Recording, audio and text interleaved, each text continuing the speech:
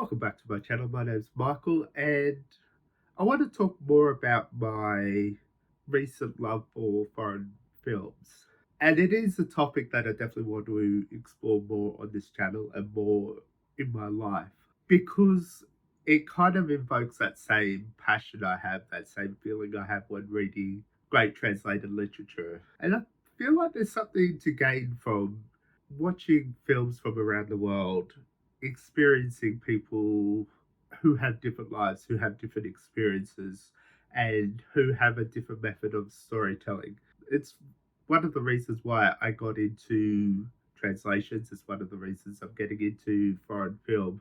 But I'm still very new to this. I'm very much a beginner trying to navigate the world of film and trying to talk about films. And I want to document the process because I feel like it's an interesting journey. I feel like there's a lot to gain from that because I know I felt very overwhelmed with what films should I see, what should I do, where should I start, and a lot of my thinking was I need to like cover off some of those classics, but there's so many.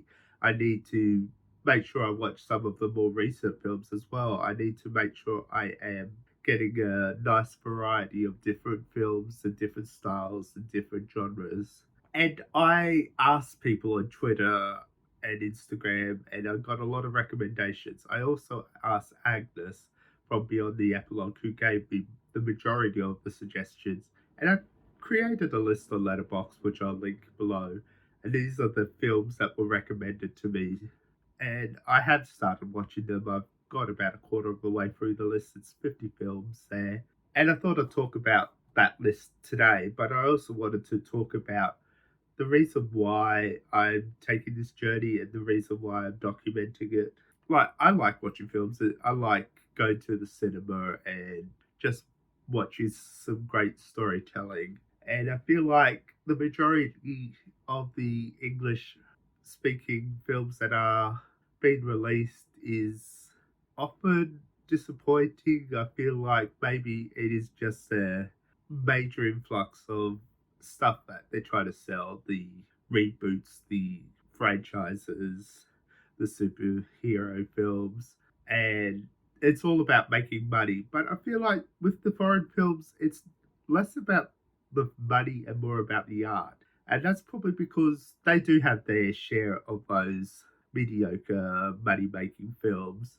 But the ones that we seem to get over here are the ones that are like the best of the best, the ones that the cinemas and people feel like we should experience, the ones that are highly recommended. And it's similar with translated literature. It is those ones that might have an impact in the English speaking world, might have something interesting to say, and might challenge us in a unique way. And I think reading around the world and watching world cinema is important for that because we are getting unique stories. The politics, the history, the culture, the tradition, all these play big factors in the way we tell stories, and different cultures, different people have a different way of conveying those stories. So it is a big factor in translations and in world cinema. I need to stop saying foreign language films or foreign films because I feel like foreign is the wrong word to use. So I'm trying to get out of that habit. I'm trying to say world cinema. I'm trying to say non English films or international films. But the word foreign, I'm trying not to use because I feel like foreign is more of a negative and make them sound like outsiders. But foreign language is not really the words I want to use because that these are languages that are spoken in this country. These are languages that are spoken around the world. We I'm trying not to make them sound like outsiders. And one of the things I found while starting this project is that these films are bold, these films are experimental, these films, especially with the classics, are trying some unique things. They're innovative with their storytelling, they're innovative with their editing and filmmaking. And a lot of times you see that innovation translate into Hollywood, and especially with the foreign films, the French New Wave, which I discovered I absolutely love. is definitely impacted a lot of the films that I really enjoy now. So I feel like I'm stepping out of my comfort zone into something more interesting, into exploring this topic of international films. And I knew there was a lot that I needed to watch. I knew that there was a lot that I needed to experience. So that's why I created this list of films to watch. There is a range of classics there that I feel like I needed to see, and there's probably a lot more that I needed to see. I have watched some: Breathless, 400 Blows, Eight and a Half, are three films that I've watched already and absolutely adore. But I am not at that stage. I'm still a beginner.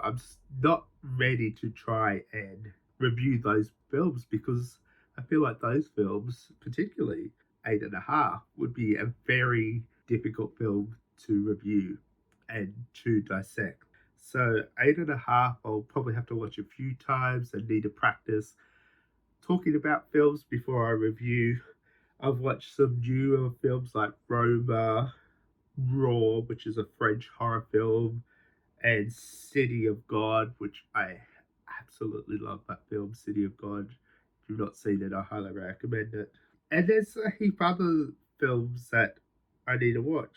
Obviously, Parasite's on this list of films, and another film that I've only recently watched and would love to talk about, but I'll have to maybe rewatch it and try and dissect what I want to say before actually trying to review that.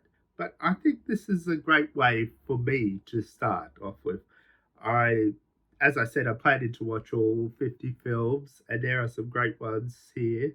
I will quickly go through and name a few, like La Samurai, which I saw already, a fantastic film. We've got Seven Samurais as well. Speaking of samurai, Old Boy, Battle Royale for the Japanese films. I've got Three Colors Blue on there, which I've seen already and thought fantastic. I want to watch that entire trilogy at some point.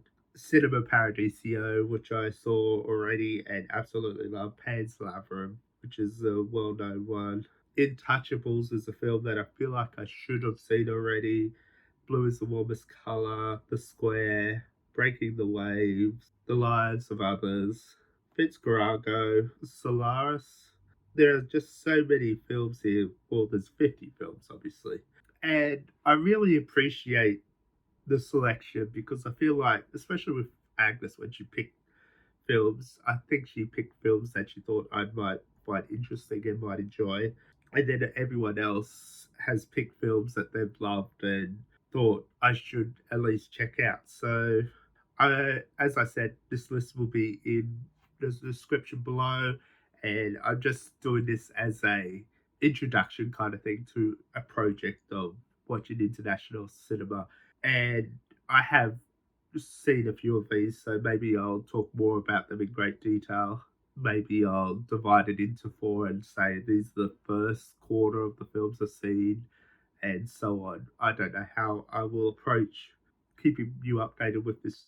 And this is something that might take a bit of time because I feel like some of these films are going to be a little tricky to get a hold of, especially in Australia. But my aim is to complete this list and then maybe I might move on to French New Wave because I found the New Wave stuff that I've seen really great and really fascinating. And for all of those that don't know, my video editing skills have been heavily influenced by French New Wave. So that is some piece of trivia that you might have not known. So I'm going to leave it there and feel free to recommend me some films. Feel free to follow me on Letterboxd. I need to promote that more. I might add it to my watermark with my other Twitter and Instagram just to remind people that I'm on there. And I definitely want to document the films that I've watched and definitely want to document the world cinema that I'm watching. So let's have a conversation. Let's talk about some of your favorites. If you haven't seen Parasite, which has won all the major Academy Awards that are important, then definitely check it out. 아, 잠깐. 제시카. 가 외동딸 일리노이 시카고 과선배는 김치모 그는 이사촌.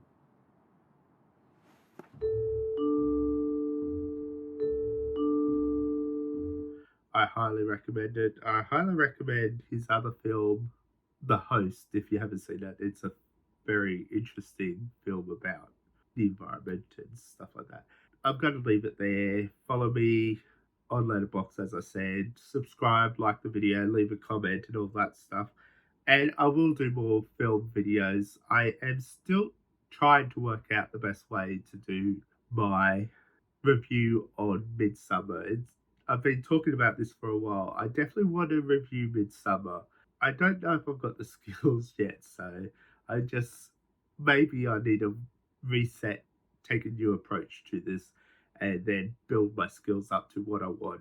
Until next time, please let's have a conversation about world cinema. Let's have a conversation about translations.